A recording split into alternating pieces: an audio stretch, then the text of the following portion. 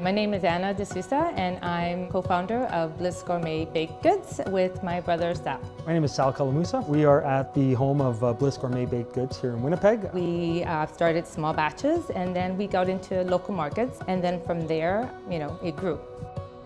We grew up in the family business, learned everything from our dad. Our parents were bakers. On the weekends, we'd go to the shop and we'd help our parents. Most kids would be watching cartoons on Saturdays, would be at the bake shop. And that's where our passion and love for baking actually came about. Our recipes come from our dad, and we just enjoy them and keep them close to our heart. Keep the ingredients fresh, keep the ingredients as local as possible. The partnership with Co-op was a real game changer for us. It gave us the ability to take the business to the next level. Our goals, we feel, are the same, in line with theirs. The kind of company that we are and the kind of company that Co-op is, it's a very good partnership.